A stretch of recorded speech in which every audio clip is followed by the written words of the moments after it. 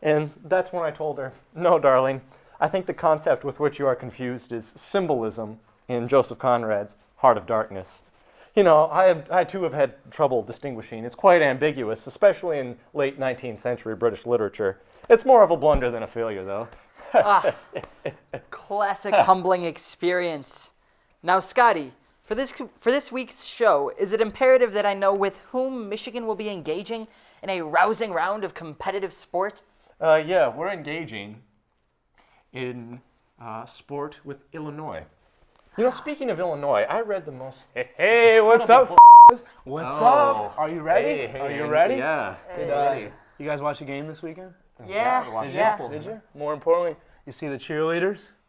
Did you? Did you see them? Boy, that's how you like to be on top of that. You know what I'm saying? I mean, you guys know, just like, yeehaw, get right on top. You guys know. Aaron, for the sake of all well-being, I think it would be better off if you refrained from using such rhetoric given the setting that we're in. And by setting, you mean the locker room. Yeah. Yeah. Now, have you ever heard of locker room talk? Yeah, I think I know what you're talking about. Yeah, basically you're in the setting.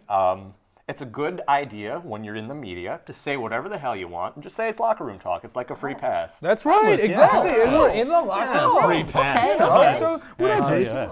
You know this is the women's locker room, right? Women's locker room? I thought this was Spanish class. See ya, big fat meanie. I hate this show. Whatever. Hey, ladies. Hello.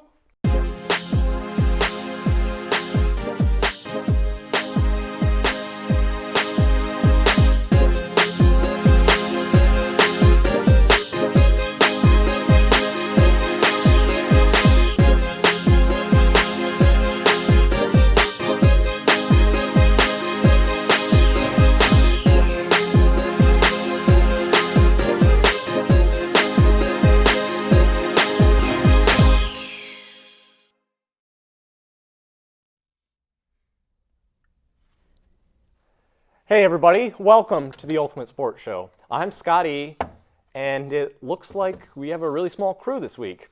You know, since it is the university's fall break, I really thought someone had signed up for the other anchor though, but I guess I can do it alone. I mean, I am pretty talented. In fact, just the other day I was telling this lady on the bus, who had yelled at me for taking my shoes off, that I was on this show, and that I was really... Hi, Scotty. Holy Jesus Christ! God damn it, Ryan, what the fuck?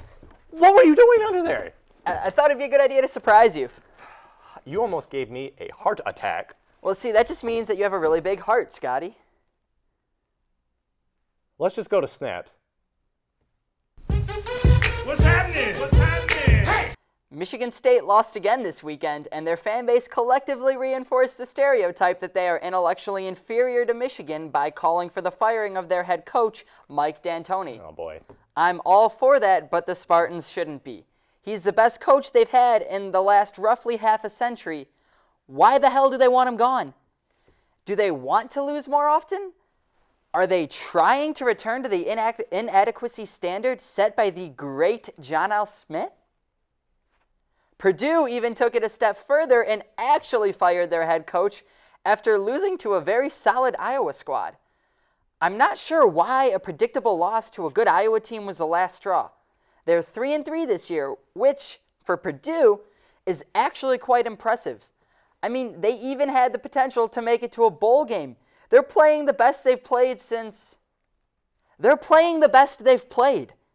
Firing their head coach puts a lot more stress on the seniors, who probably aren't even equipped to deal with the pressure. Mid-season firings almost never succeed. This, believe it or not, will make Purdue even worse. Ryan, you know, that's the longest I've ever listened to you talk, and I think I might die. Outside of college football, there was plenty of less exciting sports action in the NFL. The Lions tacked on another win, defeating the Los Angeles Rams. This fucking country. They beat them 31-28 in a game that I didn't even bother to watch. I have no desire to get invested, really, at all into the NFL when Michigan is doing as well as they are. Sure, in years past, I really wanted to see the Lions make the playoffs, which never happened anyway, or see the Packers lose, or talk about Tom Brady's deflated balls, but these days, it's all about Michigan. They've got my undivided attention. Just win, baby. The Lions can lose every game for the rest of eternity if it means Michigan wins all of them. I've got a number of close friends who don't understand this, and I have equally high they have equally high hopes and investment in the NFL. But let me tell you guys something. You can't have both. If you invest too much into too many different funds, you're bound for failure. You know, Scotty, I'm not sure if that's actually how this works. Yeah, me either. I mean, how the should I know about investments, though? Don't you study economics? That's not important right now. Now, Ryan, I want to shift topics. Since it's late in the playoffs, I think we should talk about Major League Baseball. I'm just kidding. When the Tigers talk baseball is boring as all hell. Of course, we're going to talk about the worst day of my life. Happened just over a year ago, October 17th, 2015. Ryan, can you tell me what happened on that day? Isn't that the day that the Maine authorities found the remains from that missing Appalachian trail hiker? What the No! It was the MSU game last year. Roll the clip. Get it out. Whoa, he has trouble with the snap, and the ball is free. It's picked up by Michigan State's Jalen Watts Jackson, and he scores on the last play of the game. Unbelievable.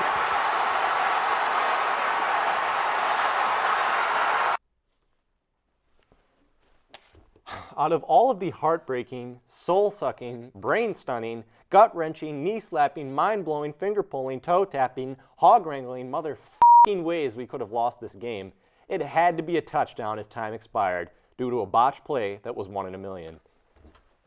Wait, why are we even bringing this up? Why are we acknowledging the anniversary? It should be wiped from the history of the universe. In a week and a half, we'll have our shot at redemption. Like I always say, you gotta stay positive and love yourself and love everyone around you. Fuck. The hell? Stop. Cut that So shit sick of out. your Ryan. Stay tuned for another student sports analyst with some very special guests after this commercial break. Scotty, cut that shit out.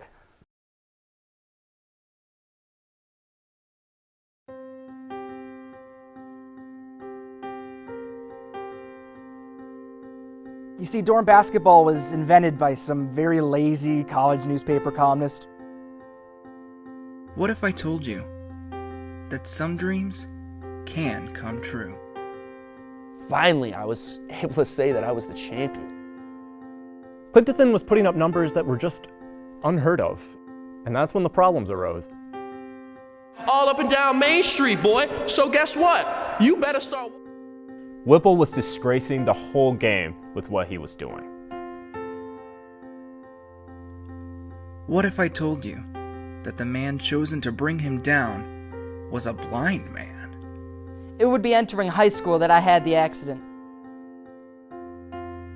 And that many people doubted him. He had zero chance. But what if I told you that it became the best game in sports history? I can't recall a moment in sports that captivated the American psyche so much. I needed to do whatever it took. USS Films presents a 17 for 38 film, The Dorm Basketball Duel. Coming this fall, only on WOLV TV.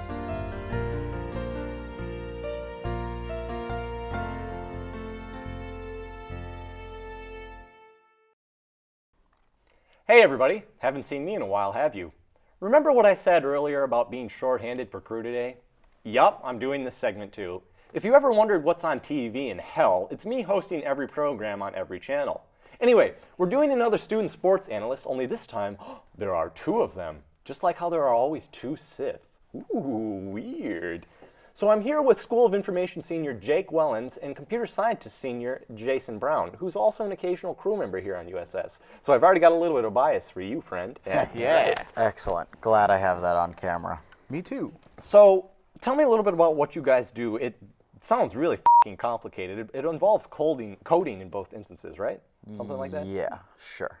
Yeah, I also studied mathematics. There's actually quite a bit of overlap. Ha! Math? Nerd. Hey, we will not have that kind of language here. No. No. We talk like gentlemen on this show. So, math, first of all. But in terms of coding and stuff, what does that actually really entail? Like, you've got NASA and you've got iTunes. Does it really do anything else? Scotty, have you ever been on the internet? Are you insane? Just let him have it. Agree with him. It makes it easier. It's true. So tell me, what do you guys do outside of your schoolwork and being sports enthusiasts? I think it's important for everyone out there to kind of know, like, everyday you, what do you guys do for fun as people here at Michigan? Sometimes I do the Ultimate Sports Show. Okay. Jake Wallens, what do you do? I play some Ultimate Frisbee. Oh, God, you weren't the kid that I beat the hell out of in the diet a couple weeks ago, were you? No, I was not. But I saw that bit. You and I think we'll have to agree to disagree on Ultimate Frisbee. Oh, you like it? I'm just trying to say that it's a stupid concept. You're just intolerant, Scotty.